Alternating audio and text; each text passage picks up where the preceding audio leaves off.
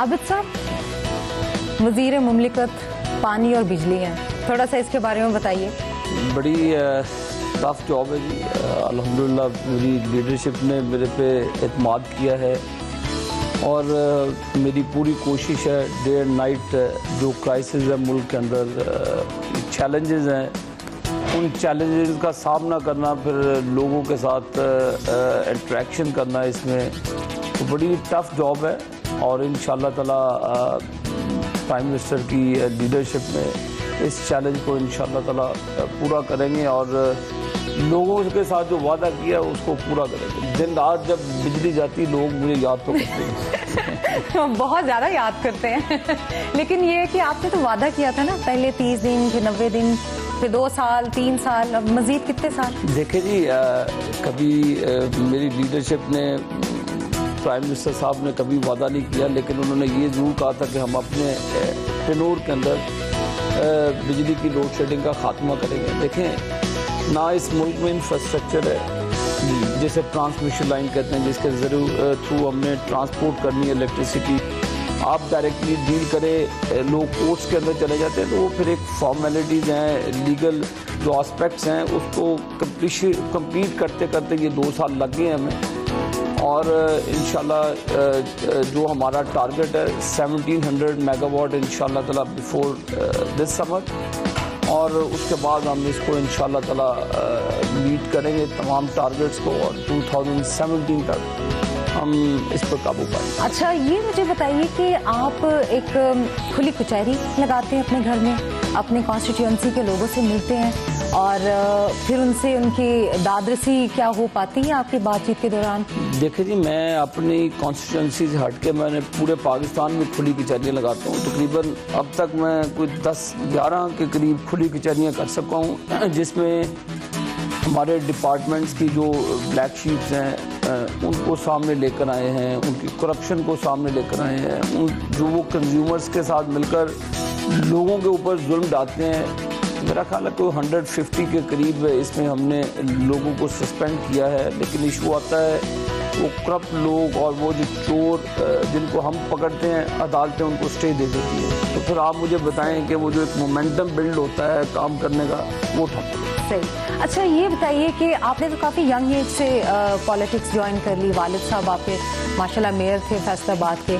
So how did you start this politics? ये जी थे तो मेरे वालिद साहब ही अल्हम्दुलिल्लाह अभी भी वही इलेक्शन तो वही लड़ते हैं सारा। मेरी ये 3rd टर्म है नेशनल असम्बली की। पहले मुशर्रफ की थी, फिर पिछली पीपल्स पार्टी की थी, तो अल्हम्दुलिल्लाह तीसरी मरतबा मैं जीता हूँ। फैसलाबाद के लोगों का प्यार है मेरे वालिद साहब के लिए कि उन्होंने तीसरी मरतबा मुझे इलेक्ट किया। अल्हम्दुलिल्लाह 3 मरतबा वो इलेक्ट हुए, मेयर भी रहे, मेरे बड़े भाई भी मेयर रहे। तो ये हमारा एक ताल्लुक़ है फैसलाबाद के लोगों से, रूह और जिस्म का, जो कभी नहीं खत्म हो। बिल्कुल। अच्छा, स्टैंडिंग कमेटी के आप चेयरमैन भी थे और बड़ी डिग्रियां जो थी वो आपने जाली चेक करवाई, और फिर अपनी ही नून लीग के कुछ लोग थे जिन्हें आपने कहा कि नहीं इनको भी चेक करें, and they turn out to be also false degrees. देखिए जी, ये मैं क्रेडिट मियां मोहम्मद नवाज शरीफ साहब को जाता है जो मेरी बैक पे खड़े रहते। उनका मुझे हुक्म था कि चाहे जो मर्जी हो, आपका जो स्टैंड है बिल्कुल इसी तरह का होना चाहिए। बड़ी क्रिटिसिज्म हुई विद इन द पार्टी, बड़े मुल्क में मुझे थ्रेट्स भी आए, बलूचिस्तान से MNAs डायरेक्टली मुझे थ्रेट्स देते थे। अच्छा, शुरू से एग्रेसिव वाली बात कि बचपन पे अगर आए तो आबिद शेर अली साहब बचपन में भी एग्रेसिव बच्चे थे, शरारती, काफ़ी शरारती थे। तो कौन सी शरारतें जो अभी भी याद करते हैं और फिर खुद ही हंसी आ जाती है? मेरे मोहल्लेदार हैं वो, कई तो बेचारे अल्लाह को प्यारे हो चुके हैं, कई जिंदा हैं। वो रोजाना मेरे वाले साहब को शिकायत लगाते थे तो मुझे मार भी काफ़ी पड़ती। और फिर आपके वो जो दोस्त हैं वो शरारते हैं इसी तरह ही। और आपको किस नाम से बुलाते हैं आपके दोस्त? बचपन से क्या नाम था? चले, बचपन में जो भी नाम था वो बचपन का नाम था। तो नहीं, अब वैसे नहीं बुलाते आप चौधरी साहब? नहीं, मेरी बड़ी फ्रैंकनेस है, मेरे अच्छा। और अंदाज से गुफ्तगू करते हैं मेरे मोहल्ले के लोग, एक्सेस है उनको, अभी भी बैठेंगे वो बड़ी फ्रैंकली गुफ्तगू करते हैं मेरे से। यानी वो मिनिस्ट्री और वो वाला चस्का नहीं है? ना, वो बड़ी, यानी कि अब मैं कैमरे की आंख पे तो नहीं ना बता सकता कि वो किस किस्म के अंदाज से मुझे बुलाते हैं आगे।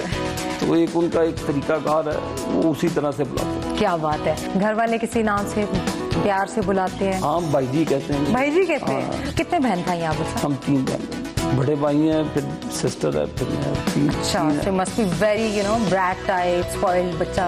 बस इसी तरह सब। अच्छा सही है। जावेद हाशमी साहब और खोसा साहब, उनकी नाराजगी की थोड़ी सी वजह बयान करना चाहेंगे? तो जी हाशमी साहब तो चले, खैर उन्होंने पार्टी छोड़ी। जहाँ तक खोसा साहब की बात है जी, वो मेरी समझ से बालातर है कि पार्टी ने उनकी फैमिली को इज्जत दी। अब वहाँ पर एक सपना नामी जो कत्ल केस था, वो दोस्त मोहम्मद खोसे जो उस वक्त चीफ मिनिस्टर थे, फिर उस वक्त के बाद मिनिस्टर बने, फिर उसके बाद और भी बड़ी इरेगुलरिटीज़ उनमें पाई जाती थी, जिनका स्कैंडल चीफ मिनिस्टर साहब के पास आया। तो यही चीज़ें थी। अब मुझे बताएं कि फिर खोसा साहब को उन्होंने सेनेटर बना दिया। और लेकिन खोसा साहब तो कहते हैं कि फैमिली वाले ही सारे बैठे हुए, इसीलिए तो वो नाराज है। खोसा साहब को अपने गिरेबान में झांकना चाहिए था। पिछले दौर में खुद वो मिनिस्टर थे, बेटा चीफ मिनिस्टर था, उसके बाद उनका बेटा MNA था। अगर उनको इतने ख़ानदान की तकलीफ है तो वो 3-4 बेटे जो अपने उन्होंने रखे हुए थे, तो उस वक्त उनको होश नहीं आई थी कि क्या करना है। कैसे फिर उन्होंने वो चीज़ें बर्दाश्त की कि खुद वो सीनियर मिनिस्टर पंजाब गवर्नमेंट के बन के बैठे हैं, बेटा उनका चीफ मिनिस्टर बन के बैठा हुआ है, एक बेटा उनका MNA बन के बैठा है। तो ये क्या, फिर हमारी ज़ुबान को हमारी लीडरों ने हमारी ज़ुबान रोकी है, वरना हम खोलेंगे तो बात बहुत दूर तलक जाएगी। वज़ीर मुमलिकत पानी और बिजली है, इल्ज़ाम है कि बेगम कुलसूम नवाज़ के आप भांजे हैं, इसलिए आप इतनी बड़ी पोस्ट पे। मैं एक वर्कर हूँ और पॉलिटिकल वर्कर फैमिली से मैं बिलोंग करता हूँ। मेरी मदर प्राइम मिनिस्टर साहब की फर्स्ट कज़न है और उनके चचा की बेटी हैं। और हमारी इससे हटकर जो मेरे वालिद साहब की एक लंबी दास्तान है पॉलिटिक्स के अंदर, उन्होंने जेलें काटी, बेनज़ीर आई। उन्होंने मेरे वालिद साहब को दुकानें जलाने के केस में बीइंग MNA 8 महीने पाकिस्तान के टूल ओवर्स में घुमाया उनको जेलों में। तो हमारा एक पॉलिटिकल स्ट्रगल है, एक जद्दोजहद है, कुर्बानी है हमारे ख़ानदान की। तो आप इसको नथी करना, तो ये मैं समझता हूँ। ये लोग यूजुअली कहते हैं हमें तो... के उनके तो चचाजाद भी बहुत भाई हैं, तो वो क्यों नहीं आ जाते जी पॉलिटिक्स में। अच्छा जी, हम नाश्ते की टेबल पे जाएंगे। आपके दोस्त साहब भी बैठे हुए हैं, उनसे भी गपशप करेंगे नाश्ते की टेबल। जरूर जरूर।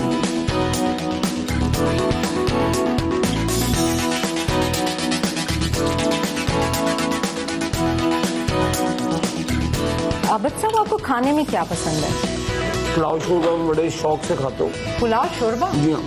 अच्छा, ये ट्रेडिशन हमारी फैमिली की, हम फ्राइडे संडे बड़े शौक से खाते हैं चीज़ों। अच्छा, वो आपकी स्पेशलिटी? और बिरयानी पालक, दोनों हमारी फैमिली की और हमारी वैसे ही पसंदीदा डिश है। ओके, तो घर में कुक्स तो होते हैं, बट क्या वालदा साहिबा के हाथ से पके हुए? मेरी अभी भी अल्हम्दुलिल्लाह वालदा बनाती है। अच्छा, तो जब पाकिस्तान से बाहर जाते हैं तो कहाँ जाना पसंद करते हैं आप मोस्टली? देखिए, जगह तो दुनिया में जाने वाली है, उम्रा भी करते हैं अल्हम्दुलिल्लाह, सबसे बेहतरीन जगह तो वही है। लेकिन कभी फिर मैं ज़्यादा मुझे लंदन तकरीबन 1.5-2 साल से तो छुट्टी नहीं मिली, वरना मैं साल में 2-3 मरतबा जाया करता था।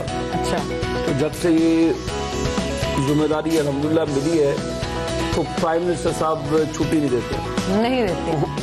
इतनी मुश्किल वजारत है, हर वक्त तो लोग आपको याद करते हैं। अभी पाकिस्तान ऑस्ट्रेलिया का मैच, पाकिस्तान और इंडिया का मैच था वर्ल्ड कप का, तो मैंने PM साहब से बड़े तरले किए छुट्टी के लिए।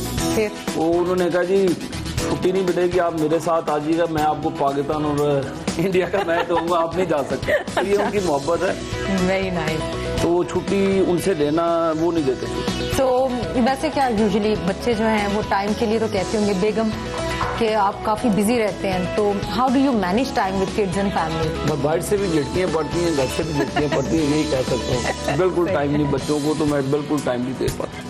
तो बच्चे माशाल्लाह 3 बेटियाँ? 3 बेटियाँ मेरी माशाल्लाह, और सबसे स्कूल गोइंग है।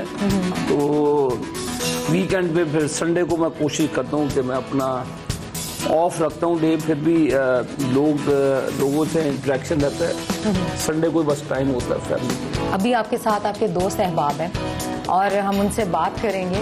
जी ताहिर जमील साहब हैं, इनसे हम बात करेंगे। एमपीए भी हैं और आबिद साहब के दोस्त भी हैं। जी आबिद साहब के बारे में कुछ बताइए। दोस्ती के हवाले से अगर देखा जाए तो बहुत केयर करते हैं दोस्तों की। आज तक जो हमारे पुराने दोस्त हैं, बचपन के दोस्त हैं, वही दोस्त हैं। हमारे साथ फ़रक रसूल साहब बैठे हैं, हमारे मतलब और क्लास फेलोज हैं।